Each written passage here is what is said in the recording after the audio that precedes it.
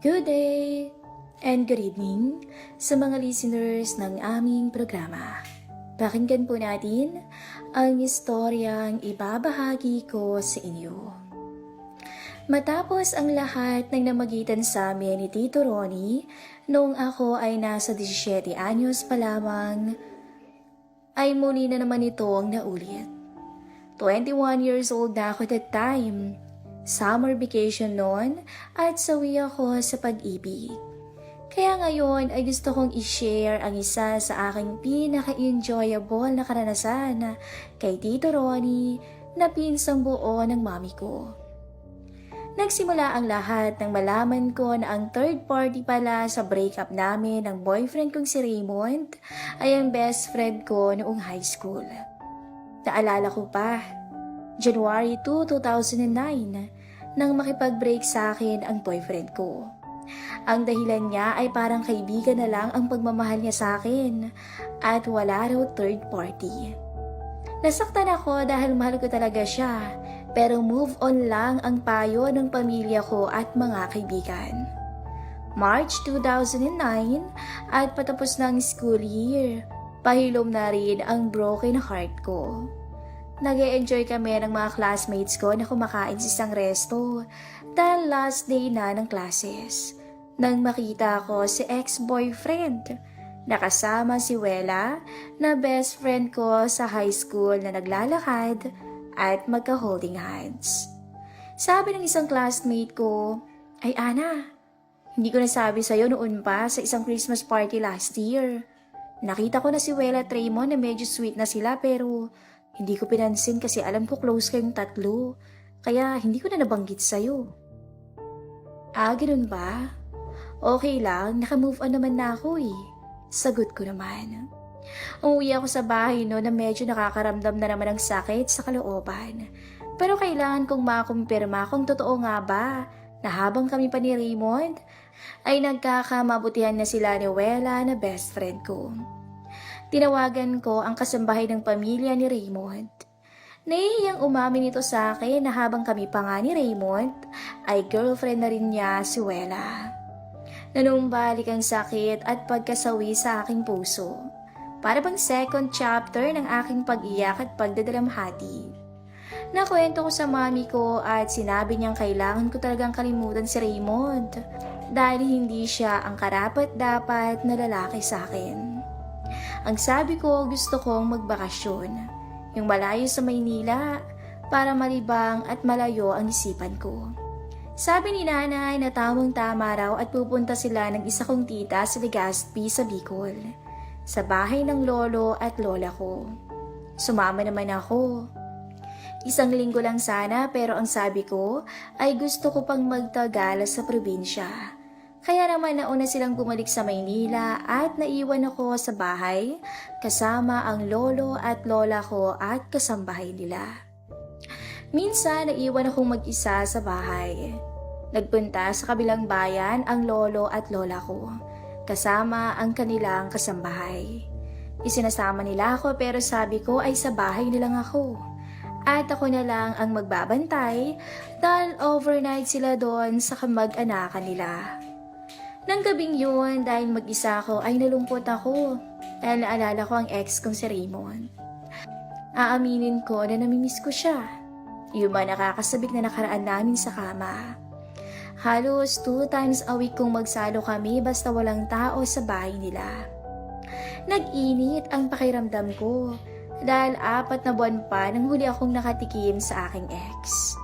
Hindi tuloy ako dinalaw ng antok. Hinahanap-hanap ko talaga ang kalinga ng lalaki. Aaminin ko na tuwing naiisip ko ang mga tagpo namin ng ex ko, ay kusa akong nagsisikap bilang pagtugon sa uhaw. Subalit iba pa rin talaga ang tunay na pagdiniig. Naisip ko na sana ay may katabi akong lalaki sa oras na yun. Lalaking magdadala sa akin sa alapaap. Nakaramdam ako ng uhaw, kaya bumangon ako para uminom ng tubig sa ibaba. Lumabas ako ng kwarto at bumaba sa first floor. Bigla ako nakaramdam ng takot. Bukas ang ilaw sa banyo at may tao. Kumuha ako ng mahabang kutsilyo sa kusina at pati walis tambo ay kinuha ko rin. Unti-unti akong lumapit. Nakabukas ng bahagya ang pintuan. Biglang lumakas ang kabog ng puso ko nang makilala ko ang nasa loob ng CR na naliligo. Si Tito Ronnie. Subalit nagtataka ko. Ang pagkakaalam ko ay nasa Saudi siya, kasamang asawa at isang anak. Bakit nandito siya? Tanong ko sa sarili ko. Kung paano siya nakapasok, ay siguradong may sarili pa siyang susi dahil dito naman siya nakatira noong binata pa siya.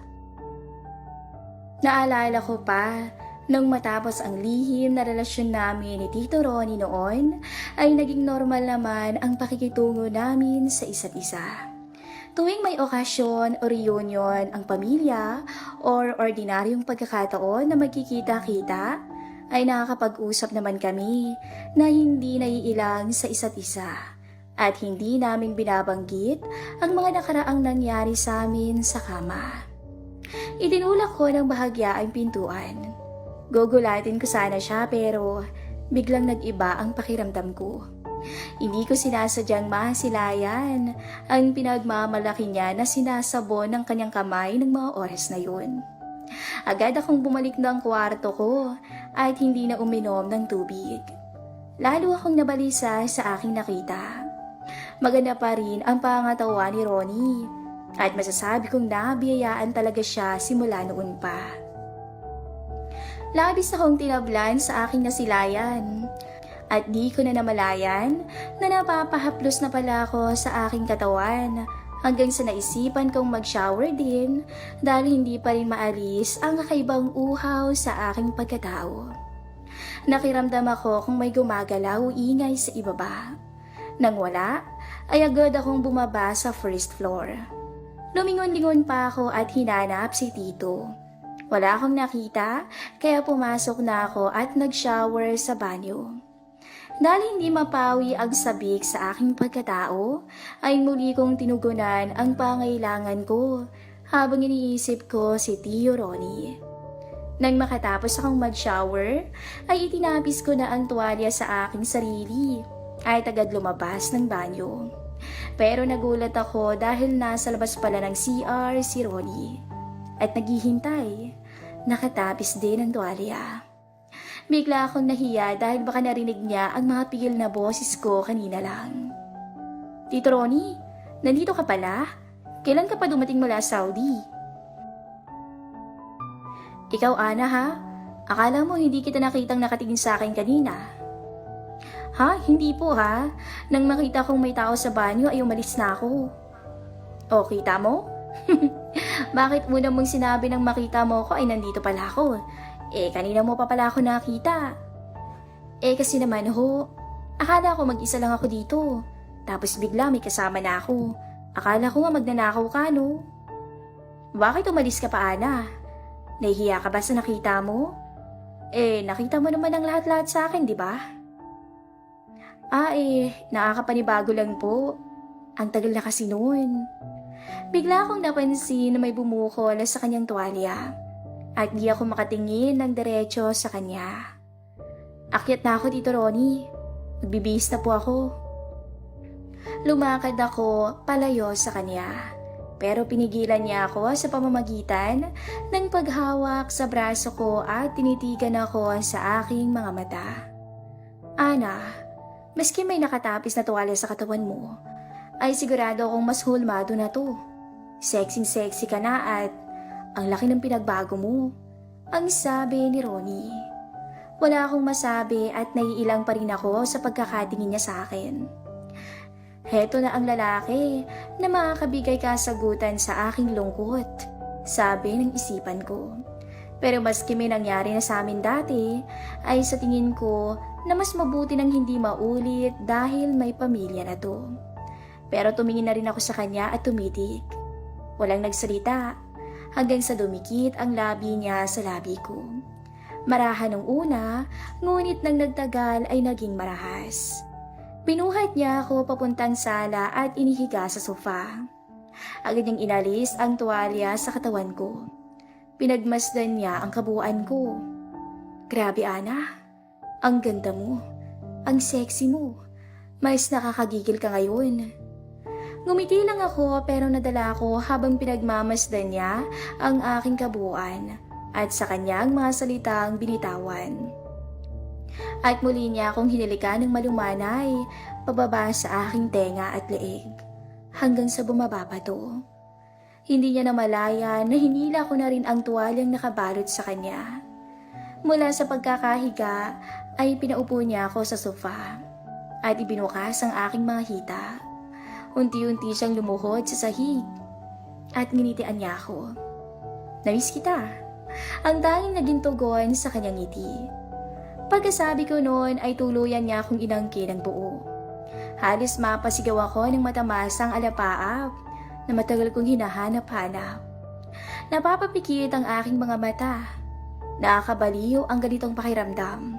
Para bang ayaw ko nang matapos ang sandaling yun. Nakailang beses akong pinagsawaan ni Tito Ronnie ng gabing yun at talaga namang naabot ko ang ruro. Nakatulog kami ni Ronnie na magkayakap at pawisan. Inabot na kami ng antok dahil lampas hating gabi na. Akala ko nung una ay panaginip. Nakakaramdam ako ng kiliti sa buong katawan ko, lalo na sa pagitan ng aking mga hita. Idinilat ko pa ang aking mga mata at nakita ko si Ronnie na muling nagpapakasawa sa akin. Sana laging ganito tayo? Ang sabi ko sa kanya habang hinahayaan lang siya sa panggigigil sa akin. Kung pwede lang, Anay. Kaso alam mo naman na hindi dapat to. Di ba may boyfriend ka? Alam ko, Tito Ronnie. Pero wala akong boyfriend ngayon. Gusto ko lang habang nagbabakasyon ako, habang nandito ka, pasahin mo ako lagi. Okay, Ana. Isang linggo ang emergency leave ko. Talagang susulitin kita. Akin ka buong bakasyon ko dito. Sabay ngiti niya. Talagang hindi ako tinantana ni Ronnie hanggang madaling araw. At hinayaan ko naman siya sa gusto niya dahil gusto ko rin naman. Pawis na pawis at hingal habang nakadapa ako sa dibdib niya. At nakayakap pagkatapos ng tagpong yun. Hanggang kumalas ako at nahiga sa tabi niya. Nakatulog ulit kami na magkayakap. Nagising ako halos may liwanag na at sa ingay ng tilaok ng mga manok. Si Tito Ronnie ay tulog na tulog dulot ng pagod sa aming ginawa. At sa biyahe niya mula Maynila at galing pa to ng Saudi. Pinagmasdan ko siyang mabuti mula ulo hanggang paa. 36 years old na siya pero parang gaya pa rin ng dati ang kanyang pangangatawan. Naalagaan niya ang kanyang itsura at napanatili ang kakisikan. Minabuti ko ng tumayo at nagpunta sa banyo para maligo. Pagkatapos ay bumalik ako ng kwarto ko at nagbihis na ako. Nang makaayos ng sarili ay bumaba ako at sumulyap ako sa kwarto ni Ronnie, ngunit wala na siya roon. Nagpunta ako sa kitchen at nagluto ng breakfast. Maya-maya ay may narinig akong mga yapak na papalapit sa akin. Hello, Ana. Magandang umaga. Ang sabi ni Tito Ronnie. Good morning din po.